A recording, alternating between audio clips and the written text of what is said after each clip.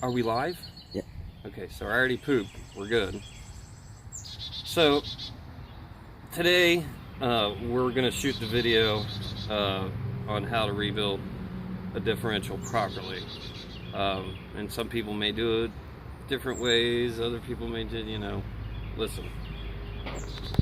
I've done quite a few rear diffs with total success, and there's a few things that you need to look for.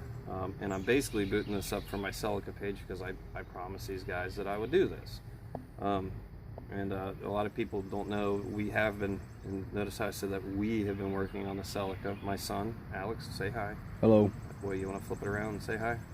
No? Okay. All right. He's embarrassed because no. I don't know, whatever. Anyway, a lot of people don't know it. I had an accident, like 8 months ago. And luckily I survived, but my shoulder took a kick ass here, so I'm going to attempt to pull this apart with no problem with my shoulder. My therapist says it's good, so I'm going to give it a try. But any work that we have been doing on the car, it's pretty much been, trying to put my talents into my wife and kids, which has been a nightmare, needless to say, but they've done great. I have to commend them for all the hard work and effort that they've done. And some of the stuff has turned out really great.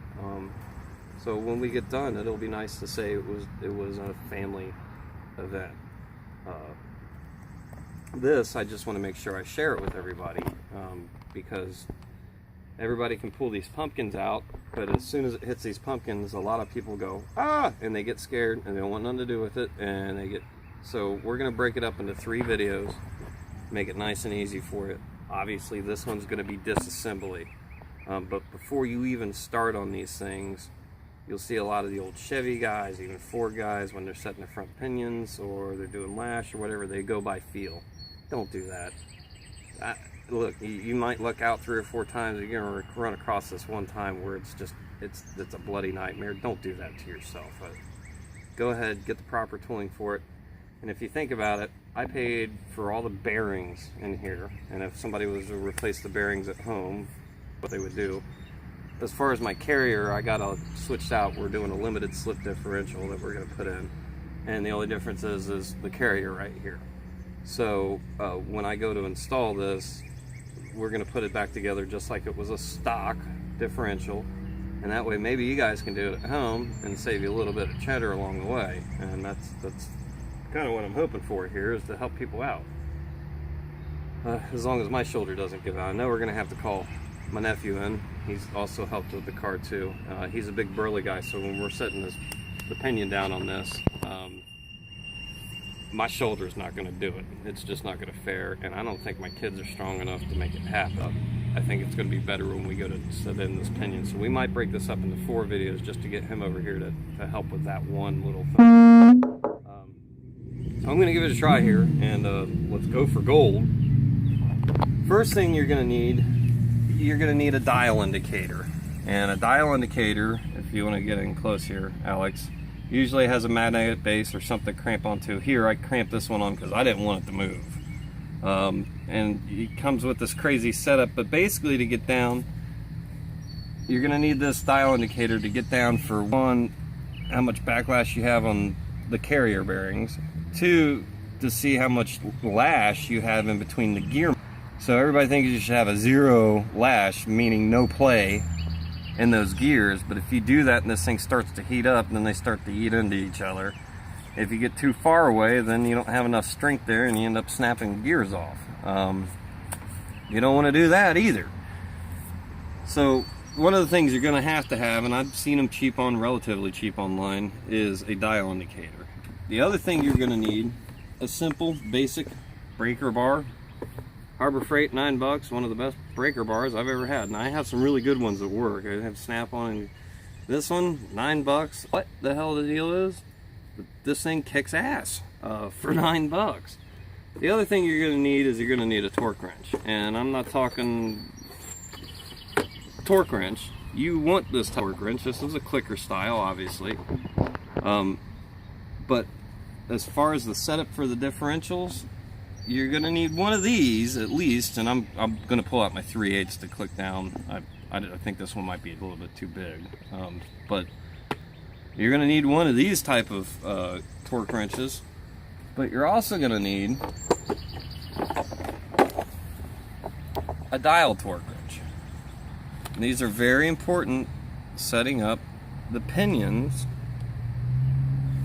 the front pinion bearing preload. And this is where people get confused on these things, and this is where they get scared. So with this tool, I'm going to walk you through on exactly how to set it up to where you're not going to screw it up and you're not going to have any problems. And 30,000 miles down the road, you're not going to be wondering why that thing's making noise because you did it wrong. You're going to need one of these. I would highly don't have one of these. Chevy guys, you'll make it. Toyota guys, these type of setups, you're going to screw it up if you don't have this. Spend a little bit of money on it. So think about this, and this is what I was trying to say. It's $50 on this tool. You spend another 50 to 75 on something used, or even you might be able to find a cheap one for that price. So you got what, $250 tools. You have another $150 in bearings and crush sleeves and seals and all that kind of stuff. You add that up. By the time you do this twice, it would be the same price of taking this out. Just do it. The problem is you have somebody else do it. What kind of warranty do you have on it? And 10,000 miles when the bearing starts bad because they did it wrong. Are they going to blame it on you for doing burnouts or being aggressive or suspension parts out or you didn't have it? Blah, blah, blah, blah. Doing it yourself, right? And if it's done right, then you kind of don't have to question about it. You definitely don't want to do this with 1,000 kids running around, little toddlers. You definitely don't want chickens clicking at it. You want a stress-free, not bitching at you in 5 minutes, you know that's going to happen? Don't. Just stop. Don't. Get a nice, clear day where your head's clear and you can remember and think about what you're doing on something like this. This breaks apart. Not only is it a lot of money, but it's unbelievably dangerous on the highway. You don't want to go that route, so let's make sure it's done right the first time around. That way you don't have to go back and do it again. So, starting on disassembly, those are all the tools that you need. And you'll need some hammers and maybe a pry bar, a screwdriver, but for the most part, these things fall apart. You definitely want a couple cans of brake clean, and you're definitely going to have to get you some greasable paint. It's like that yellow paint that we put in the gears, and that way we can see the mesh. And that stuff's all done. We'll re-review that, but for now, all we need now is this dial indicator. And now it's in here close. So what I've done is I got a socket under here, and that kind of keeps us stable. And then we have a clamp. I put a clamp on here to make sure that it's not going to move anywhere. We got a magnetic base to it to hold it to the carrier. And then it comes back out, and then it has this little dial on it. Put it down here. And you can actually see the dials. Okay, and what these dials are telling us is how much lash. Now, if you're using new gears, you don't have to worry about it because all you got to do is follow the spec that comes with the gears. If you're using old gears, like I am, because they look, they look pretty damn good. Keep it down here, right here. What we're looking for is the spec lash we have. Now you can see this isn't much, but when I go to move it, look how much lash I have. So I'm at 0 just about now, and I'm hitting it pretty hard. I'm at 0, and that's as high up as I'm getting. 1, 2, 3, so 4/1000ths of an inch is the only type of play that we have. I'll double check it. I'll hit it a couple times. Definitely at 0. Bam. Let's 1, 2, 3. So it's about 4 as far as the backlash goes. I don't feel any play in the bearings this way. So all we have to do is remember that number. We're at a 0. Slam it down. 4. I mean, that's just about a 4. There we go. That's about a 4.5. Every time I hit it, it's been about a 4 to 4.5 as far as lash goes. That's the only number we need to take this thing apart. You can measure pinion depth. I'm walk you around that one. A little sneaky little trick I have, especially for home use. And for a simple rebuild, this is all you need to do. So we're going to pause the video for 1 second, and then we'll come